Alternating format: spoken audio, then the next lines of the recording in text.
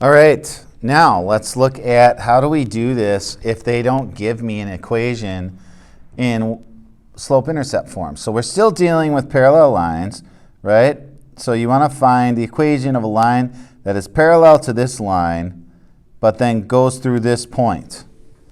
So in order to find that, the first thing I'd have to find, as usual, is I have to find the slope. But the problem is that now I've got this equation written in a form that I can't just look at it and say, oh, well, the slope is blah, blah, right? Because it's not there. It's written in standard form. So my part A, what I have to do now is I have to rewrite the equation in y equals mx plus b form. So I have to rewrite this in slope-intercept form. So let's do that, and that's where these get messy. All right, so we have 4x plus 3y equals 1. If I'm going to write this in slope-intercept form, the way we're going to do that is we are going to hopefully understand that y has to be by itself on the left side, just like how it is here. Okay, so look at this 4x plus 3y equals 1, and you should see that, well, first thing I should do is I should move that 4x.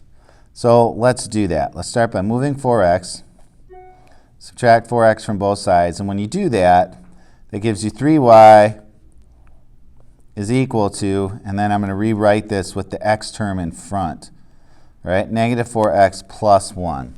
You could write it as 1 minus 4x, but the advantage of writing it as negative 4x plus 1 is then you're getting it one step closer to this, which is what we want. All right, so now, if I got that, right, I got 3y equals negative 4x plus 1. I guess my next step is let's divide everything in here by 3. And the reason we're going to divide by 3 is because you'll notice in this equation right here, y has a coefficient of 1, right? It has a coefficient of 1. And if it has a coefficient of 1, then it's finished and it's in that form. So that's what I'm going to do. I'm going to give it a coefficient of 1. And I'm going to do that by dividing this whole thing by 3. So you get y is equal to, remember when you have a fraction, you're dividing it by this, but also by that. All right? So you get y is equal to negative 4/3 x, and then plus 1/3. All right, now this is in slope-intercept form. This is where we want it. So this is in slope-intercept form. So my slope is this thing right here. So now I'm gonna put it back in, and we're gonna write it. We're gonna do step 2, right? And remember, step 2 is where we plug in our slope. So plug in slope and our point into y equals mx plus b. All right, let's do that. So my y is going to be 6. So 6 equals, my m is negative 4/3, because that's right here. That's my m. And then my x is this negative 5, and then plus b. Great. Fractions. We love fractions. 5 times 4 is 20. So 6 equals positive 20 over 3. The reason it's positive is because your two negatives cancel each other. So you get 20/3 plus b. Hopefully you recognize that we got to change this over to thirds. So we're going to rewrite this as 18/3 equals 20/3 plus b. And the reason we're doing this is because when we subtract 20/3 from this side, we have to subtract it from this side.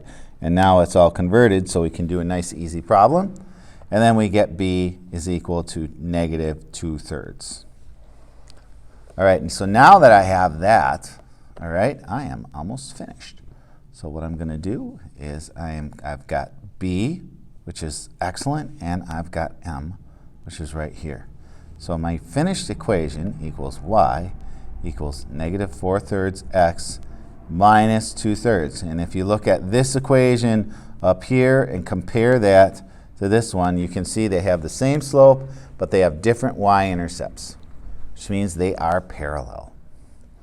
All right, so that's how you do these standard form problems. All right, they're not necessarily harder, except in the sense that you have to do a little manipulating things around to get the standard form to look like slope-intercept form instead, because the standard form doesn't tell us the information we need from it. So once you get past that, it's the same as the other process. So I hope this is helpful to you.